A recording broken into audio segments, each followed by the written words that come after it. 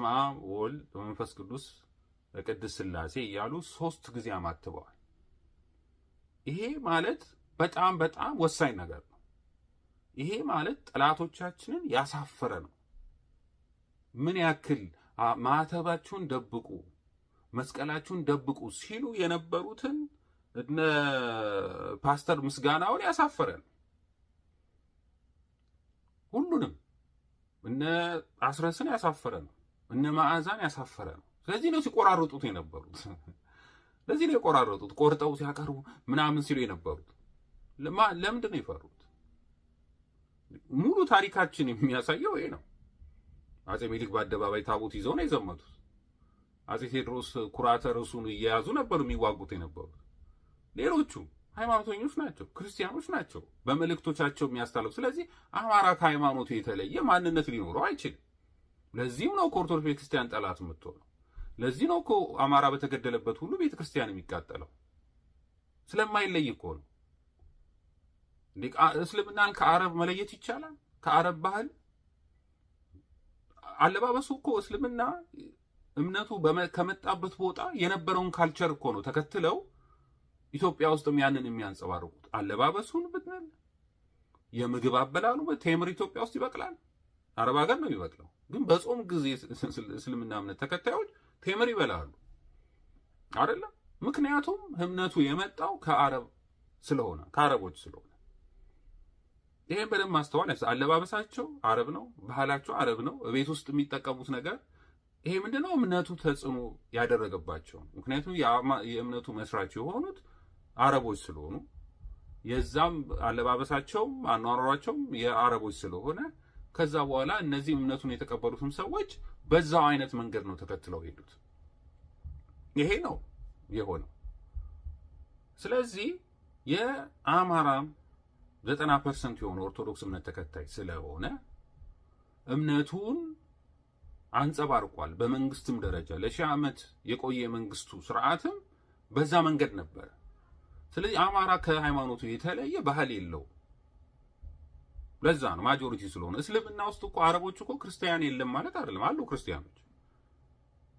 ግን በዚህ በአማራው ባህል ውስጥም ኦርቶዶክሱ ማጆሪቲ ስለሆነ የአማራ ባህል ተብሎ ይያዛል ማለት ነው። ምክንያቱም በፖፑሌሽንም በጣም ብዙ አብዛኛው ከአማራው ህዝብ እንግዲህ 40 ሚሊዮን የሚሆን ኦርቶዶክስ እምነት ተከታይ ነው።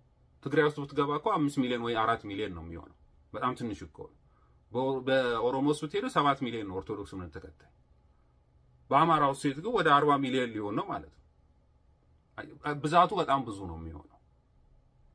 ስለዚህ ያ እምነት ተከታዩ የሚያንጸባርቃቸው ነገሮች ለዚህ ነው እኮ ኦርቶዶክስን ማጥፋት አማራን ማጥፋት ነው የሚሉት። አማራን ማጥፋት ኦርቶዶክስ ማጥፋት ነው የሚሉት። ለዛው ኦርቶዶክስ እምነት ተከታይ የሆኑትን ኦሮሞቹን አብረው የሚያጠፉት ፖለቲከኞቹ እኮ ያውቁታል እኮ፣ በአዳንም ያውቁታል እኮ። ጣሊያን ሲገባ 2000 ቤተክርስቲያን ያቃጠለው ፖሊሲ ነበር፣ የአማራ ፖሊሲ የሚል አማራን ማጥፋት ኦርቶዶክስን ማጥፋት ብሎ ነው የሚያስበው። ስለዚህ ይሄ መነጠል አይቻልም። አማራ ከኦርቶዶክስ ቤተክርስቲያን የተለየ ባህል የለውም። ስለዚህ አርበኛ መሳፍንት የሚያሳዩት ይሄን ነው ሃይማኖታቸው። አባቶቻቸው ሲያርጉት የነበሩት አዲስ ነገር አይደለም የመጣው፣ አዲስ ፖለቲካ አይደለም። ፖለቲካ ማለት ስርዓተ መንግስት ነው።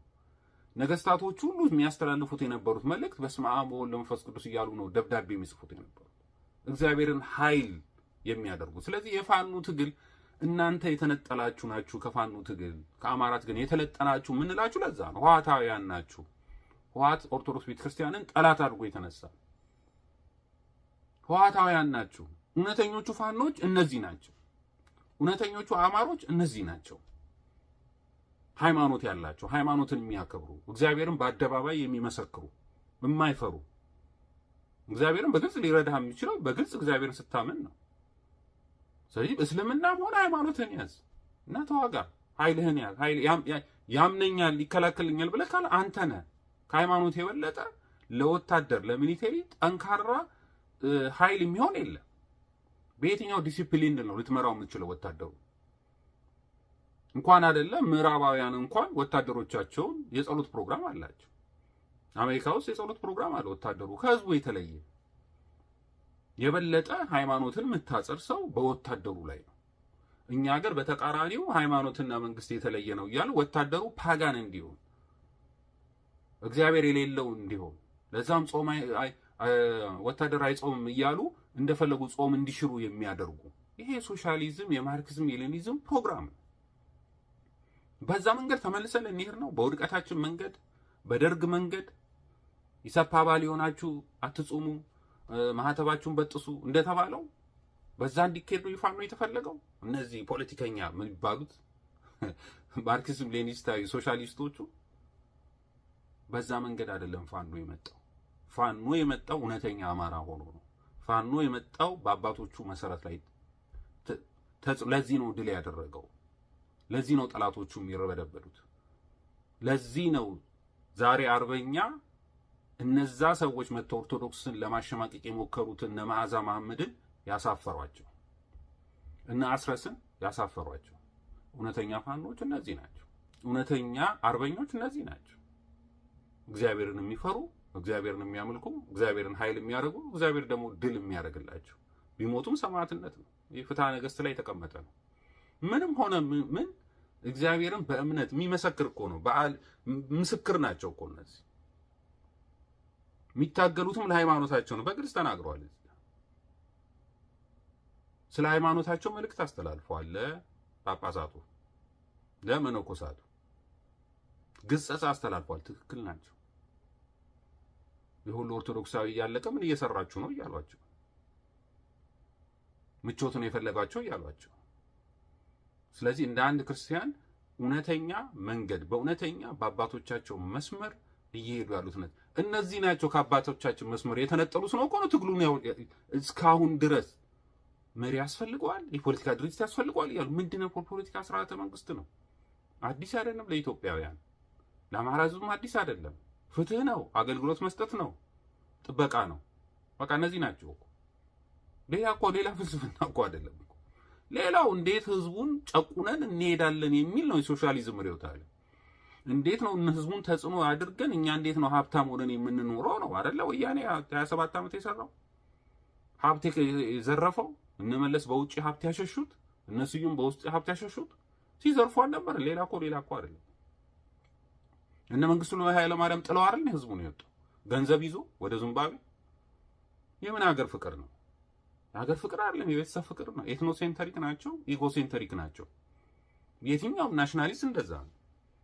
ሀገር አይወድም። በሀገር ስም ግን ሊሸውድህ ይችላል። በሀገር ስም ሊዘርፍ ይችላል። በሀገር ስም ሊበላህ ይችላል። ሊያባላህም ይችላል። ሊያናክስህም ይችላል። ብሔርተኛ ናሽናሊዝም ሁሌም ናሽናሊስቶች እንደዚህ ናቸው። የኛ አባቶች ግን አርበኞች ናቸው። ይሄን በደንብ አሳይተዋል። ሃይማኖታቸው በዛ መሰረት ላይ እንደታነጹ ያንንም ያልቀየሩ መሆናቸውን አሳይተውናል። ስለዚህ እነዚህ ናቸው የፋኖ ምክር ቤት አባል መሆን ያለባቸው። እነሱ ናቸው ትግሉን መቆጣጠር ያለባቸው፣ ዓላማውን እንዳይስት። ይሄ ከታች ያለው እነሱ የመረጡ ስራ አስፈጻሚ ነው መሆን ያለበት። ስራ አስፈጻሚ ሆነው ይሄን የምትሰራው ይሄ ነው። እነሱ እየተዋጉ እነሱ እየታገሉ የፖለቲካ ክንፍ ብለህ ከእንደገና ፖሊስ ቢሮ የሚል የወያኔ አሰራር ይዘህ መተህ አይ ፖሊስ ቢሮ ነው የሚወስነው። ሀብታሙ አያሌው ሁሌ መሳሳት የሚፈልግ ሀብታሙ አያሌው ሁሌ ነው የሚሳሳተው። በመሳሳቱም ምንም አያፍርም። እስክንድርስ ብሎ ስንት ሲያሳብድ እንዳልነበረ፣ ስንት አርበኞችን ሲወነጅል እንዳልነበረ አሁን ተመልሶ አሁንም እፍረት የለው ተመልሶ ለመንቀፍ ይሞክራል። ፖሊስ ቢሮ አለ ነው የሚለው። እሱም ወያኔ ነው የሚያውቀው። ይሄንን ነው ፖሊስ ቢሮ የሚባል የዲክታተር ማዕከላዊዝም የሚባል ማዕከላዊነት የሚባል የጥፍነጋ ስርዓት ነው። ይሄን ነው የሚያውቀው። ጥፍነጋ ማለት ሌሎች ፋኖቹን ዊክ ማድረግ፣ አርበኞቹን መሰባበር፣ በፖለቲካው ነው መመራት ያለባችሁ በሚል እውነታውን እንዲለቁ ማለት። ከዛ በኋላ አንድ ዲክታተር መምረጥ፣ ያ ዲክታተር ደግሞ እንደፈለገ እንዲያደርግ ማድረግ። ይሄ ነው አሰራሩ እኮ። አዲስ ነገር እኮ አይደለም እኮ። ያነበብነው እኮ ነው። በሶሻሊዝም ማርክሲዝም ስርዓት ብናውቀው ነገር ነው። ያ በጣም አስቀያሚ የሆነ ነገር ነው። ያ ዲክታተርሺፕ የሚወልድ ነው። ስለዚህ ይሄ ህዝባዊ ትግል ስለሆነ ህዝባዊ ምክር ቤት ነው የሚያስፈልገው። ፋኖ ኦን ማድረግ አለበት እያንዳንዱ ወታደር። ያለበለዛ መልሳችሁ ፋኖን ነው መጀመሪያ ጠላት አድርጋችሁ የምትወስዱት እና አርበኛ መሳፍንትን ነው ጠላት አድርጋችሁ የምትወስዱት። ምክንያቱም ይቃወሟቸዋል፣ የምትሰሩት ነገር ትክክል አይደለም ይላሉ። ስለዚህ እነሱ መቃወም ትክክል አሰሩም ብሎ ማለት ብቻ ሳይሆን እነሱ ያስቀመጡን መመሪያ መንገድ ነው መሄድ መከተል ያለባቸው። አዲስ ነገር ማምጣት የለባቸው። አትችሉም። አዲስ ነገር መፍጠር አትችሉም። ድርድር ማለት አትችሉም። ከወያኔ ጋር ድርድር፣ ከኦነግ ጋር ድርድር ማለት አትችሉም። ከጠላቶቻችን ጋር ድርድር ማለት አትችሉም። እነሱ ሲፈቅዱላችሁ። እናንተ ስራ አስፈጻሚ ከሆን ስራ አስፈጻሚ ሆነ የምትሰራው። ስራ አስፈጻሚም ምክር ቤትም መሆን አትችልም። ወይም ፖሊስ ቢሮ በሚል ውሳኔ መስጠት አትችልም። ውሳኔም ሰጪም ስራ አስፈጻሚ መሆን አትችልም። ወይም ህግ አውጪም ስራ አስፈጻሚ መሆን አትችልም። በየትኛው አሰራር? የዲክታተር አሰራር ካልሆነ በስተቀር። ስለዚህ ይሄን የተቃወሙት እነሱ ሳይሰሙ እነሱ ሳያውቁ ምንም ነገር ማድረግ የለባችሁ ልታደርጓችሁ ያስታውቃል እኮ ከነሱ የተለያችሁ መሆኑ። ስለዚህ አደረጃጁ ስለሆነ መጀመሪያም አሁንም የፋኖ ምክር ቤት ማድረግ ያለበት የፋኖ አባት አርበኛ ብለዋል። አባት አርበኛ ብቻ ሳይሆን ፋውንደሮች ናችሁ፣ ምክር ቤቶች ናችሁ። ስለዚህ ያ ከሁሉም የተውጣጣው የፋኖ አንድነት ምክር ቤት ምንድነው ማድረግ ያለበት? ስራ አስፈጻሚ ነው ማድረግ። ይሄ ፖሊስ ቢሮ የሚባለው ነገር መፍረስ አለበት። ስራ አስፈጻሚ ራሱ ሰብሳቢ ሆኖ ራሱ ወሳኝ ራሱ ህግ አውጪ መሆን አይችልም።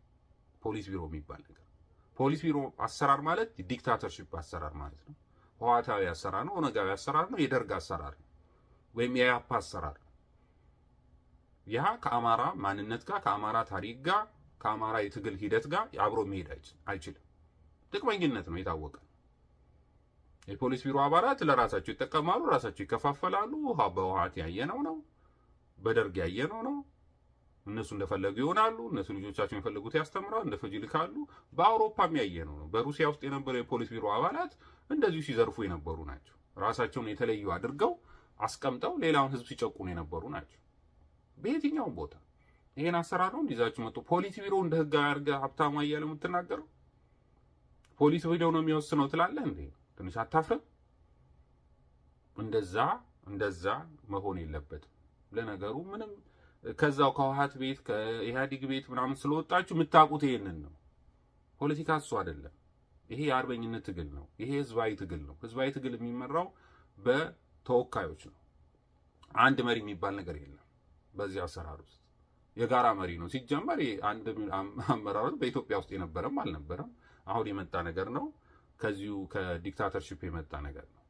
ስለዚህ የፋኖ ምክር ቤት አሰራር የጋራ የሆነ የጎንደር፣ የጎጃም፣ የሸዋ ደግሞ እንደዚሁ ምክር ቤት ኖሮ ከዛ በኋላ ስራ አስፈጻሚ ይሆናል። በተለይ በየቦታው ደግሞ ለስራ በጣም ፈጣን አሁን ምንድነው እንዲደክሙ ነው የተደረገው። ጭራሽ ጎንደር የተፈጠረውን አንድነት እንዲከፋፈል፣ ሸዋ ውስጥ የተፈጠረውን እንደዛው፣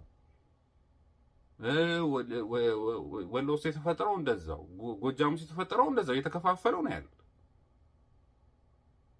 ስለዚህ ያ የሆነው ምንድነው በትምህርት ደረጃ በፖለቲካ እውቀት ምናምን እያላችሁ የፈጠራችኋቸው የወያኔ ስብስቦች ናቸው ይሄን እየፈጠሩ ያሉት።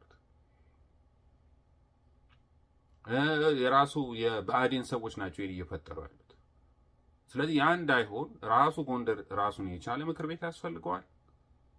እንደ ባህሉ እንደ ማንነቱ ያደራጃል። ከዛ ደግሞ ከምክር ቤት አባሉ የራሱን ተወካይ ሶስትም ተወካይ ቢሆን ለፋኖ አንድነት ምክር ቤት ደግሞ ሌላ ምክር ቤት ደግሞ እዛ ተወካዮችን ይልካል። እሱም ስራ አስፈጻሚ ይኖራል። ጎንደርም ያለው ስራ አስፈጻሚ፣ ሸዋም ያለው ስራ አስፈጻሚ ይኖራል። የጋራ ደግሞ ስራ አስፈጻሚ ይኖራቸዋል። በጋራ ጉዳዮች የሚወስን ማለት ነው። ወይም የሚያገለግል ውሳኔ የሚሰጠው ምክር ቤቱ ነው፣ ፋኖ ምክር ቤቱ፣ ይሄ መስራቾቹ። ከዛ በኋላ ታች ደግሞ ስራ የሚያስፈጽም ደግሞ ራሳቸው ይሄን አፈጽም ብሎ ተላላኪ ሆኖ ለምክር ቤቱ የሚሰራ ማለት ነው። በየትኛውም ቦታ እንደዛ ነው እንጂ ራሱም ይወስናል። ራሱን ተደብቆ ከህወሓት ጋር የሚደራደር የፖሊስ ቢሮ ምናምን አይሆንም። መጀመሪያውኑ ፖሊስ ቢሮና ስራ አስፈጻሚ አንድ ላይ መሆንም የለባቸው። ፖሊስ ቢሮ የሚባለውም ነገር ዝም ብሎ የውሸት ነገር ነው። ዲክታተር ሆኖ ለመቀጠል እንዲያመቻቸው የሚያደርጉት ነገር ነው። ስለዚህ ጋሽ መሳፍንት ይሄንን ነው ያፈረሱት፣ ወይም አርበኛ መሳፍንት ይሄንን አፍርሰውታል ማለት ነው። መጀመሪያ ያነሱት ሃይማኖታቸውን ነው። ሃይማኖታቸውን በማንሳታቸው ብዙዎቹን አሳፍረውናል። ሌላው ህዝብ ግን የአማራውን ህዝብ አስደስተዋል። ሌላውን ፋኖ ግን አስደስተዋል።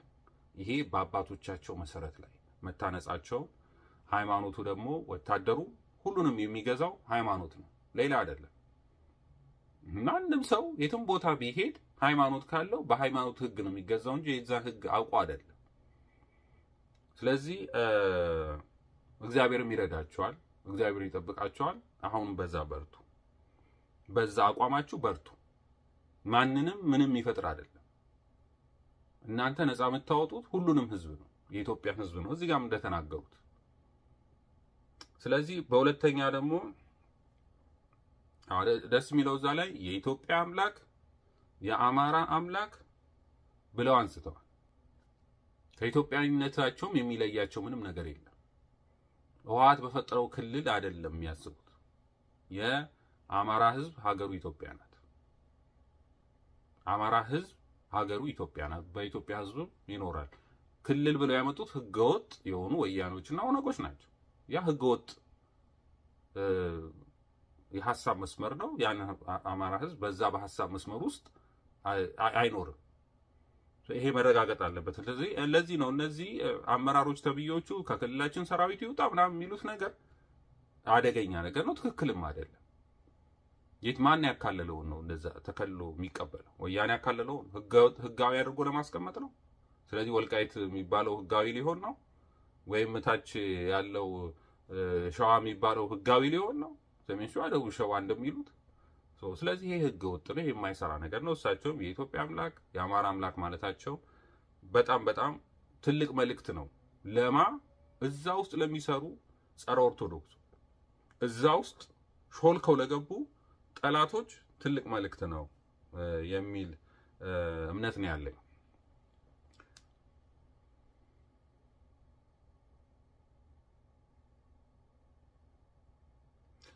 ሌላው ሁለተኛ ለኢትዮጵያ ኦርቶዶክስ ተዋሕዶ ጳጳሳት ያስተላልፉት መልእክት ነው። በተለይ ከተማ ገዳምን ጥላችሁ ከተማ የወደዳችሁ ብለዋል። እውነታቸው ነው።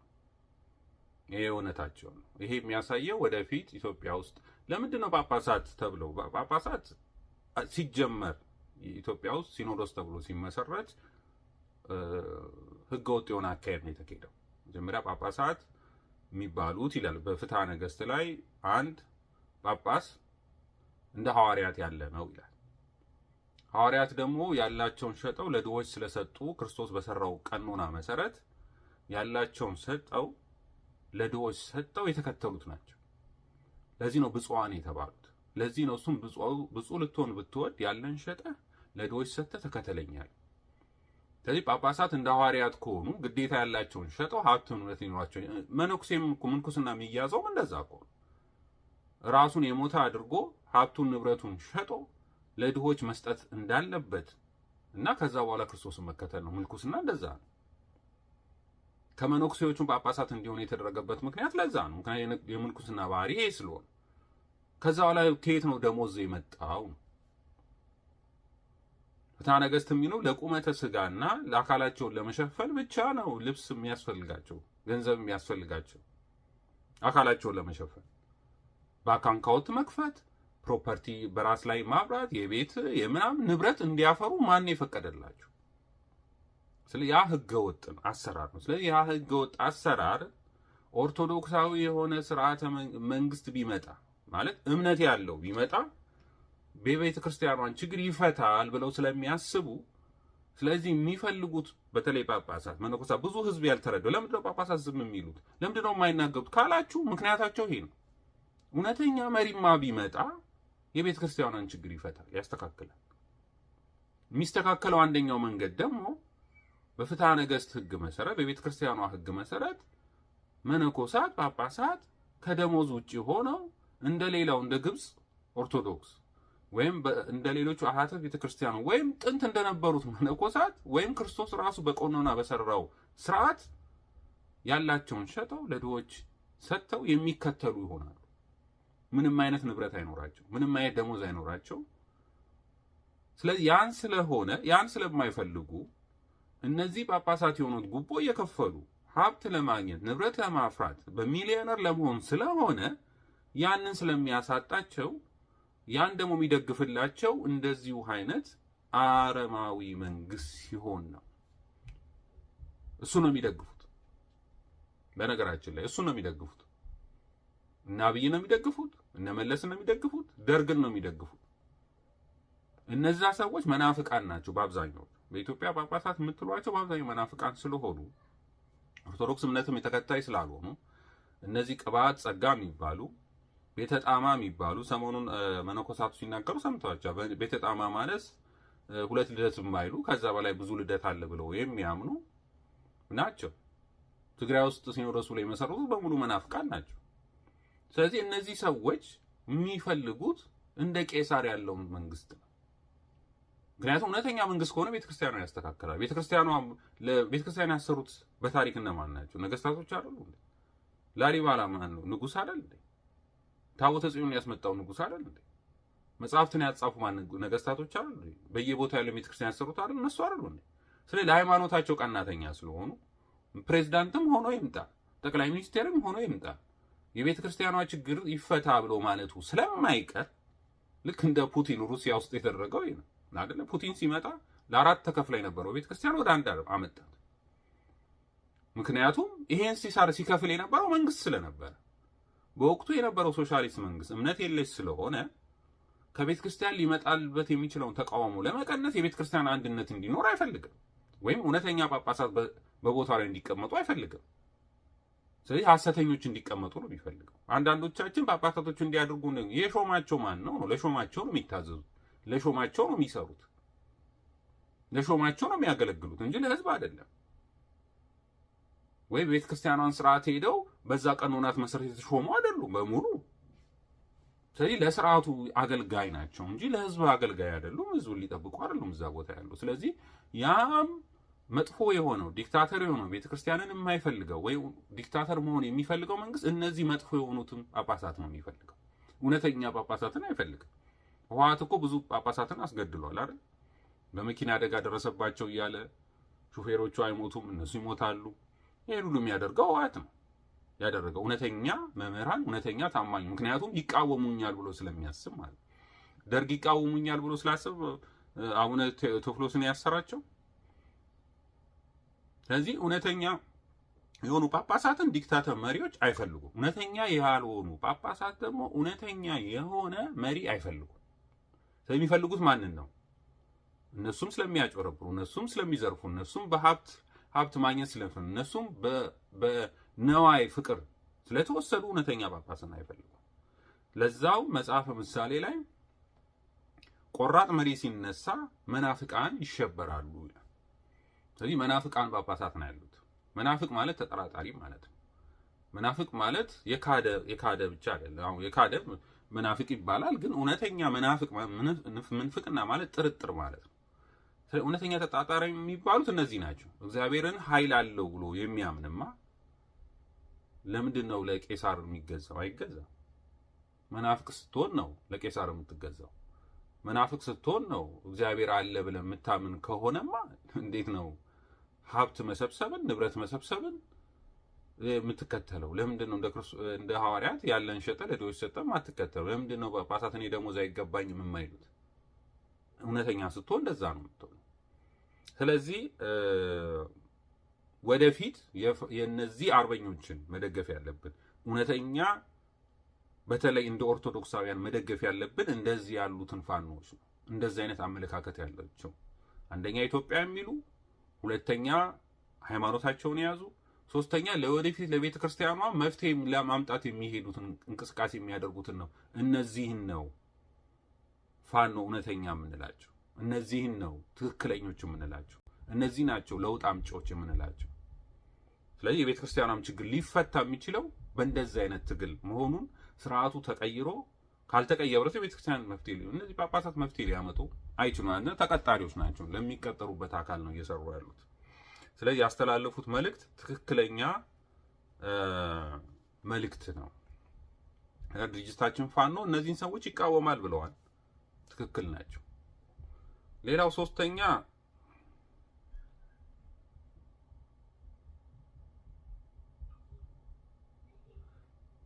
ለአማራው ያስተላልፉት ነው። የአማራው ባለሀብትም ይሁን ሰራተኛም ሆነ ማንም ሁን የመጨረሻ ያለህ እድል ትጥቅህን መያዝ ነው፣ መታጠቅ ነው፣ ለትግል መውጣት ነው። ይሄን ያላም ተስፋ አታድርግ። ብትነግድም በታክስ ምናምን ገንዘብን ይዘርፈዋል። ስለዚህ ምንድነው ያለ አማራጭ? መታጠቅ፣ መታገል፣ ወደ አርበኝነቱን መቀላቀል። ያን ያለ አማራጭ፣ ሌላ አማራጭ የለም። ሌላ ተስፋ የለም። ዘር ማጥፋት ወንጀል የታወጀብህ ህዝብ ነህ። ተነስ፣ ታጠቅ፣ ታገል።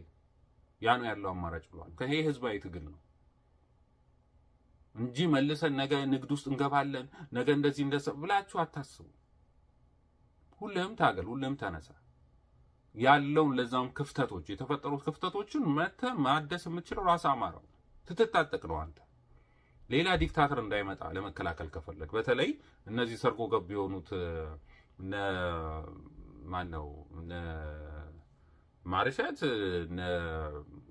አስረስ ዘመነ እስክንድር የሚባሉ ሰርጎ ገቦች ትግሉን አሳልፈው ለባዕዳን እንዳይሰጡት በሙሉ አማራ ራስ መታገል አለብህ። ህዝባዊ ትግል ማድረግ አለብህ። ነጋዴም ብትሆን ባለሀብትም ብትሆን ምንም ብትሆን በዚህ ትግል ላይ መረባረብ አለብህ፣ በእውነተኞች ፋኖች ላይ። ያ ነው ያለው አማራጭ። ሌላ ተስፋ አለ ብለህ እንዳታስብ የሚል መልእክት ነው። ሌላው በዛው መልእክት ላይ ያስተላለፉት የምትታገለው ከዚህ ከአብይ የሚባለው ወታደር ጋር ብቻ አይደለም። የምትታገለው ይሄን የሚያስጠጥቁት አካላት አሉ፣ ቱርኮች አሉ፣ ድሮን የሚያስጠጥቁትና ማለች ዱባይ አለች። ከዱባይ ጀርባ ያሉ ደግሞ ምዕራባውያን አሉ። ዱባይ ማለት እንግሊዝ ማለት ነው። ምንም ሌላ እንትን የለው። ዱባይን የመሰረቱ እንግሊዞች ናቸው። ወታደሩም ሚሊቴሪውም የእንግሊዝ ነው። ስለዚህ ይሄ ሁሉ ኃይል አለ። የምዕራባዊን ኃይልም በእጅ አዙር ነው የሚረዳ እንጂ በቀጥታ አይረዳም። ምክንያቱም ጥያቄ ቀርብልበታ ከሀገሩ ውስጥ። ስለዚህ በዱባይ በኩል እየረዱ እያስታጠቋቸው ነው አብይ። ስለዚህ ከነዚህ ሁላ ኃይሎች ነው ፋኖ እየታገለ ያለው። ከነዚህ ሁላ ኃይሎች ነው ፋኖ እየታገለ ያለው። ስለዚህ ይሄ ትግል አብይ መሸነፉ አይቀርም። ታሪክ ያለ ታሪክ የምትመዘግብ መዝግበው። ይሄ ዳግማዊ የአድዋ ድል ነው ብለዋል። እውነታቸው። የአድዋ ድል የዛኔ ፈረንጆች በቀጥታ ነው የመጡት። አሁን ግን በተዘዋዋሪ ነው እያጠፉ ነው ያሉት። ስለዚህ ይሄ አብይ ሲሸነፍ የሚደረገው የአድዋ ድል ነው እየተደረገ ያለው። ይሄ አድዋ ጦርነት ነው። በነገራችን ላይ የአድዋ ጦርነት አጼ ሚኒሊክ ሙሉ ለሙሉ እምነት ስለነበራቸው በዓለም ላይ ነገሩ አጭሩ ጦርነት የአድዋ ጦርነት ነው። በአጭር ጊዜ የተጠናቀቀ በ5 ሰዓት ውስጥ ያለቀ ጣሊያን ሽንፈቱ ነው የተለ ሁሉ ነገር ያለቀለት በፊርማ በኋላ ላይ አምኖ እጁን የሰጠበት የ5 ሰዓት ጦርነት ናት። በዚህ በ5 ሰዓት ጦርነት ውስጥ ትልቅ እምነት የታየበት ስለነበረ የአጼ ሚኒሊክ ትልቅ እምነት እግዚአብሔር ላይ እምነት አድርገው የመጣውን ኃይል ድል ያደረጉበት ስለሆነ በ5 ቀን ውስጥ አለቀ። የፋኖ ትግልም እኮ ሲጀመር በአንዴ እኮ ጎንደርም ተያይዞ ነው። የዛኔ እነ መሳፍንት ነበሩ መሪዎች፣ እውነተኛ ኦርቶዶክሳውያን ነበሩ፣ እውነተኛ ሃይማኖተኞች ነበሩ። አይዛኔ በእግዚአብሔር ላይ ሙሉ ለሙሉ እምነት ያለባቸው። ከዛ በኋላ እኮ ነው እነ እስክንድር ይግቡ እነ ምናምን ሲባል ነው ችግር የተፈጠረው፣ ዓላማው እንዲስት የተደረገው። በእግዚአብሔር ላይ መታመኑ ቀርቶ በግለሰብ ላይ እስክንድር መንፈስ ነው እስከ ማለት ድረስ። ክርስቶስ አንድ ጊዜ ነው የሞተው፣ እስክንድር ግን 5 ጊዜ ሞቷል፣ ከክርስቶስም ይበልጥብኛል እስከ ማለት ድረስ እኮ ነው የተደረሰው። ድፍረታቸው እስከዚህ ድረስ ነው የተደረሰው። ስለዚህ ይሄ ሊሆን አይችልም።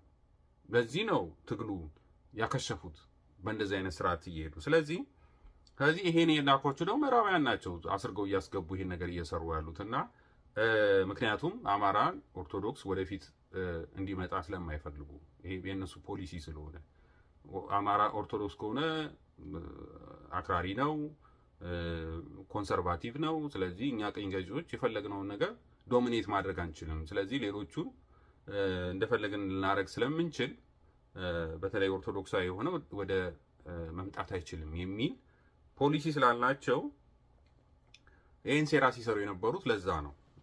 ሰርገው እያስገቡ ሃይማኖታችሁን ተዉ፣ ለመስቀል ታደርጋላችሁ፣ ሃይማኖታዊ እንዳይመስል ምናምን እያሉ ሲሉ የነበሩት በእግዚአብሔር ኃይል እንደምናሸንፍ ስለሚያውቁ ነው።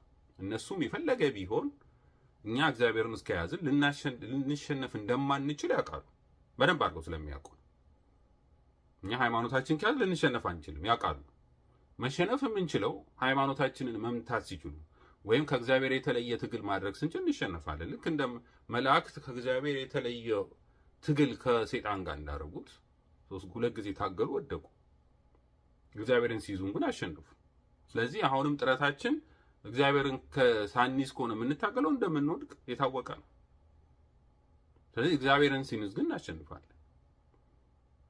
ስለዚህ ይህን ስለሚያውቁ ምዕራባውያን በእጅ አዙር ሃይማኖታዊ እንዳይመስል ሃይማኖታዊ ግጭት እንዳያስመሳ ምናምን እያሉ ወከባ እየፈጠሩ ከእግዚአብሔር የተለየ ትግል እንድናደርግ እግዚአብሔርን ኃይል እንዳናደርግ ነው እየሰሩ የነበሩ። ስለዚህ ይሄ ድል ቢደረግ ከአድዋ ድል ጋር አንድ ላይ የተያዘ ነው። ስለዚህ አሁንም አብይ ይሸነፋል ያሉት ደስ የሚለው ነገር አብይ ይሸነፋል። እኔም አምናለሁ። አብይ መሸነፍ ችግር የለውም። እሱ አይደለም ችግር የሆነው አብይ እንዳይሸነፍ የሚሰሩ ሴራ በፋኖ ስለመጡ ሰዎች